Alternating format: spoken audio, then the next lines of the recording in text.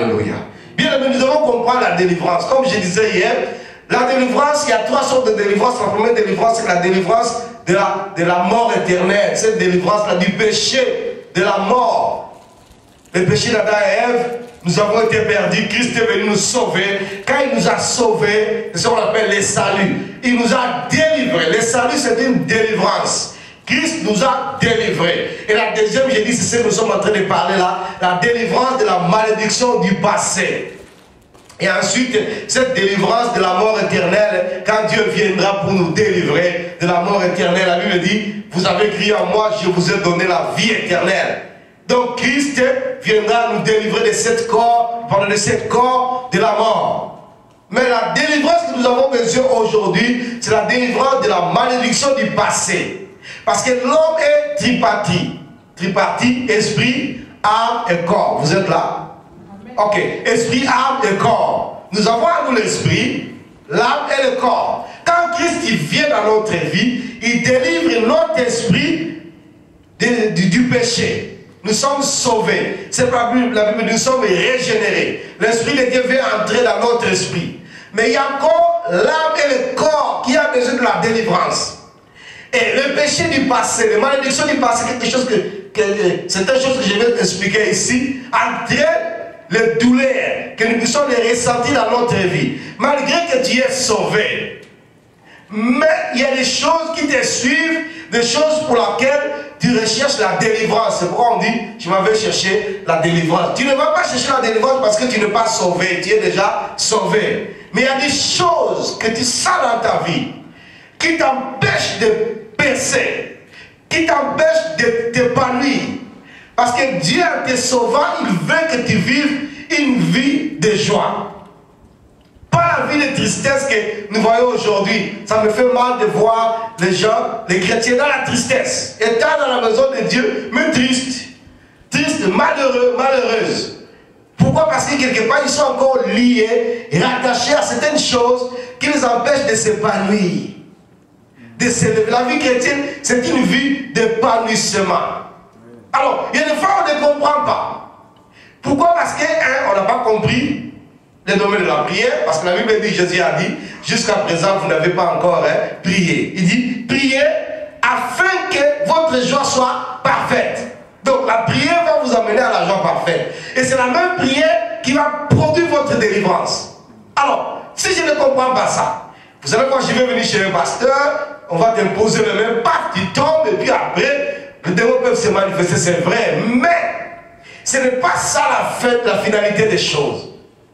Ce n'est que le processus. C'est pourquoi je dis, toujours je le répète, la délivrance n'est pas un événement, la délivrance c'est un processus qui est déclenché, qui peut être déclenché, que je dois chercher à déclencher dans ma vie. Quand c'est déclenché, je dois maintenir cela afin que ça soit parfait dans ma vie. Aujourd'hui, on a des problèmes avec les gens parce qu'ils vont te dire, oh non, depuis que j'ai été délivré. Oui, depuis que ta délivrance a commencé.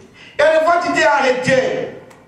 C'est l'homme délivré, c'est quelqu'un qui contrôle la situation. Un homme délivré, c'est quelqu'un qui vit dans l'autorité du croyant. Quand je dis que je suis délivré, bien aimé, cela ne veut pas dire que je n'ai pas de problème.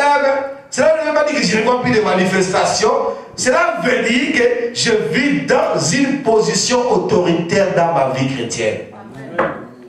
Pas de secret.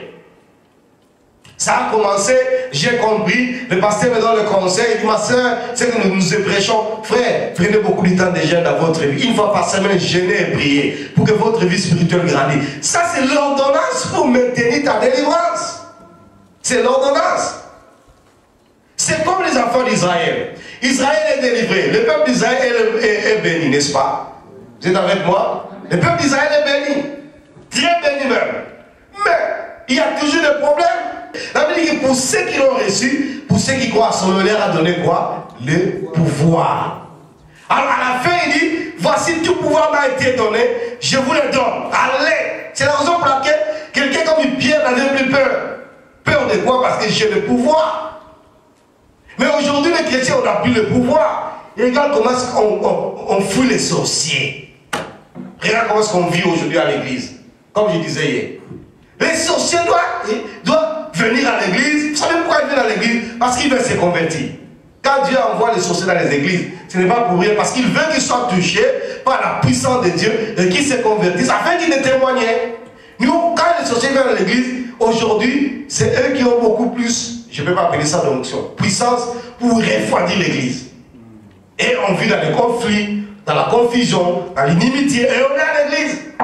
Et il y a des fois, les pasteurs ne savent plus, comme je disais, contrôler la situation. Les pasteurs ne savent plus réconcilier les gens. Les gens vivent comme ça. Dans les églises aujourd'hui, qu'est-ce qui se passe? Regardez tous les conflits qu'il y a à l'église. Et il y a des fois, moi, pasteur, pas moi. Moi, je vous dis, quand vous avez des conflits, je vais vous cogner les têtes. Vous devez arranger ça. Et regardez, il y a des fois, les pasteurs, ils laissent ces problèmes. Pourquoi? Parce que la sorcellerie est assise dans l'église. Et pourquoi la sorcellerie est assise? Parce que les gens ne chauffent pas les bas. Les gens ne chauffent pas l'église. Parce qu'ils viennent touchés par la grâce de Dieu, ils vont se convertir. Aujourd'hui, qu'est-ce que nous avons? Nous avons plutôt des pierres pour chasser les sorciers. Et quand les sorciers ne fuient pas, vous savez, j'ai vu des gens qui te disent, je ne quitte pas cette église, c'est mon église. Ou c'est toi qui quittes, tu dis c'est moi. Lui, il reste là. Pourquoi? Parce qu'il sait qu'il n'y a rien dans cette église qui va lui faire du mal. Alors, parce que nous, on ne comprend pas, on vit dans l'ignorance. Alors que le diable n'est pas ignorant. Bien aimé, le diable connaît la parole. Il connaît la parole, malgré qu'il ne vit pas dans la vérité, il connaît. Quand il vient vers Dieu, il vient par rapport à la parole. Quand si nous vivons, pourquoi je compare de la délivrance de notre âme et de notre corps? Parce que le diable réclame. Il sait qu'on est sauvé, mais il ignore. Lui, pour lui, on est toujours ensemble. Tu lui appartiens toujours. Alors il va venir réclamer. Christ ne vient pas dans ta vie pour te délivrer. Il vient pour te sauver. Il ne vient pas directement pour te délivrer de tes problèmes du passé. Si toi-même tu es ignorant. Parce que le diable, quand il va réclamer, il réclame par rapport à ce qui est réel dans ta vie. Il vient dire à Dieu, n'est-ce pas? C'est comme ça. N'est-ce pas? C'est comme ça. C'est ce qu'on appelle la réclamation. C'est pourquoi nous souffrons dans notre vie. Alors nous, qu'est-ce qu'on fait? On vit dans l'ignorance. On vit comme n'importe qui. Alors que lui, il sait que non, ces gens m'appartiennent. Pourquoi? Parce qu'ils sont encore sur la terre. La Bible, le monde entier appartient au diable. Le monde là appartient au diable. La Bible dit, nous sommes des dieux.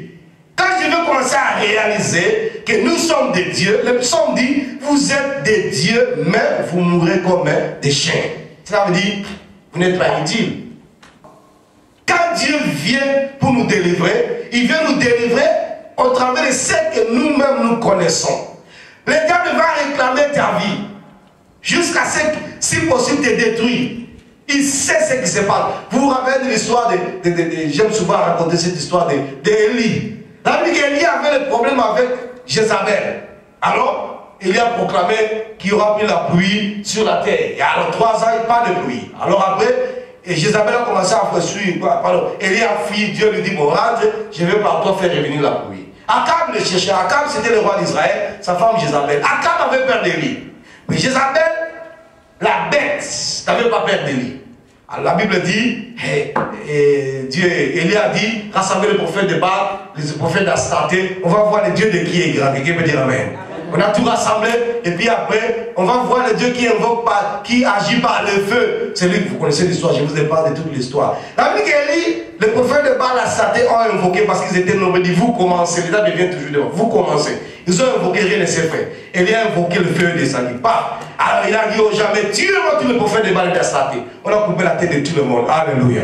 Et puis après, Jézabel s'est fâché. Et a dit, comme il a fait ça, je couperai sa tête moi-même. Alléluia. Elle a dit qu'il a fui. Il est parti devant Jézabel, disparu. Lui qui faisait descendre le feu. Alléluia. Et les gens murmuraient, Jézabel s'est levé. Il est parti.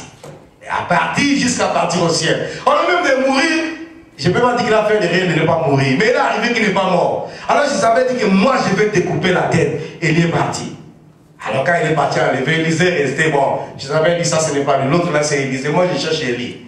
Les années sont passées, des années.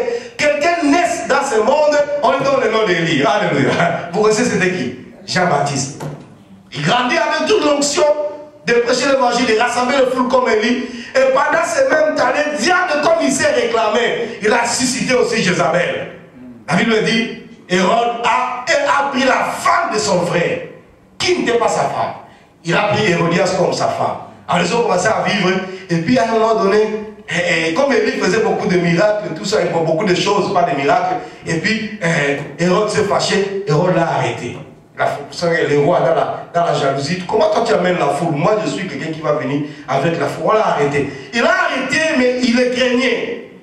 La Bible dit, comme Jézabel cherchait la tête d'Élie, voilà Jézabel qui sort. Alors, le roi a demandé à la fille de cette femme à bien danser. Qu'est-ce que tu veux que je te donne? La fille va voir sa mère. Il dit, papa a demandé, c'était pas son vrai père. Parce que là, qu'est-ce qu'il faut que je lui donne? Là, le diable ressuscite la colère qui était cachée depuis des années. Il dit, j'ai cherché la tête d'Élie. Voilà Élie qui est venu. Il dit, dis-lui de te donner seulement la tête de Jean-Baptiste. Alléluia. Et puis après, paf, voilà. La fille rentre dans la joie en dansant. Il dit à son père, je veux la tête de Jean-Baptiste. Aïe, aïe, aïe, aïe, aïe, aïe. C'était fort. Hérode ne pouvait plus rien faire. Parce que dans ce temps-là, quand tu fais un vœu, tu vas réaliser ton vœu. Il dit, je veux la tête de Jean-Baptiste. Et puis après, il était obligé de couper la tête de Jean-Baptiste donnée dans un plat. La réclamation. Voilà comment Jean-Baptiste meurt. Pourquoi? Parce qu'il n'a porté que le nom. On va parler un peu des choses par lesquelles les diables passent pour nous réclamer. Ça peut